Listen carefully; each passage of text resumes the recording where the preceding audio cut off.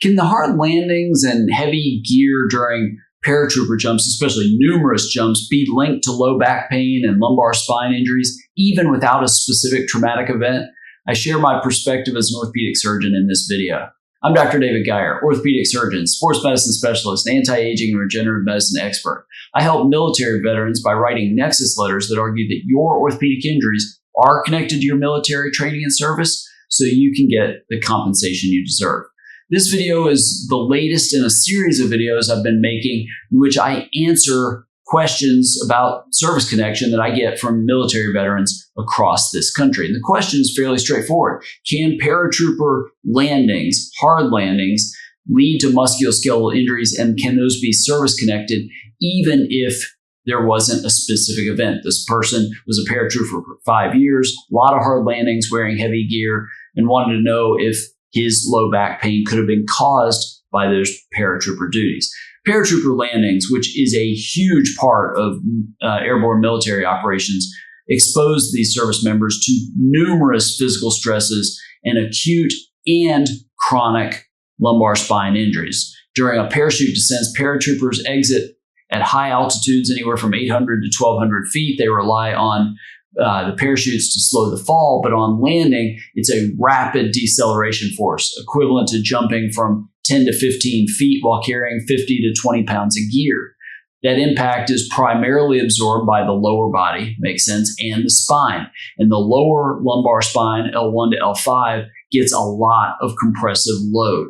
The injury begins basically, or the mechanism of injury, with what's called the parachute landing fall, and the technique designed to distribute impact across the feet, calves, thighs, hips, and back. Problem is, even with the training in that fall, improper execution, sure, but winds, uneven terrain, equipment malfunction can lead to excessive compression and excessive force on the lumbar spine. Studies have shown landing forces can reach 8 to 12 times body weight, which does a tremendous amount of trauma to the discs, facet joints, and the soft tissues around the spine. That compression squeezes the gel inner component, the nucleus pulposus, within discs, can lead to disc herniation, certainly disc bulges, but over time irritating nerves, causing pain shooting down the leg, sciatica, or radiculopathy. You do this over a long period of time. And again, paratroopers can do dozens, sometimes hundreds of these jumps during service. Those acute stresses accumulate, leading to degenerative conditions. Then you get disc dehydration over time, loss of disc height, leading to degenerative disc disease. That lumbar spine, again, sort of the weight-bearing hub of the body, gets vulnerable. Those repetitive impacts, you get the weakened annulus fibrosis, the outer ring of the disc. It starts to crack, it starts to tear, leading into spondylosis or arthritis of the lower spine. Then you get bone spurs, spinal stenosis, which narrows the canal and where the nerves come out, leads to long-term degenerative process. There have been studies looking at military risks from paratrooper landings. Army study, airborne soldiers, 2 to 3 times higher incidence of back injuries than non-airborne personnel. Lumbar spine made up 40% of those injuries.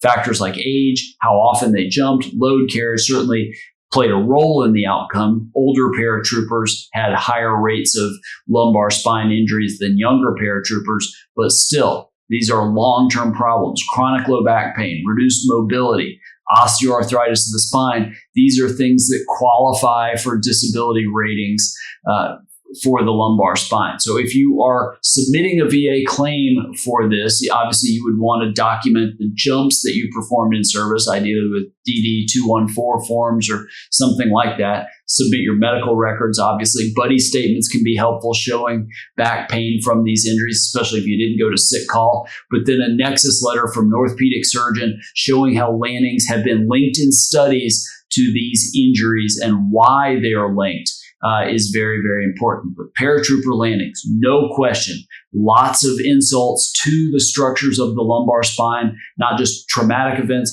but degenerative conditions that develop over a long period of time.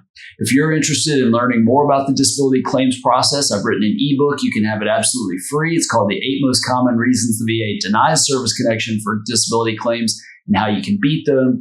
Just click the link in the description below this video. Really need a shorter title for that.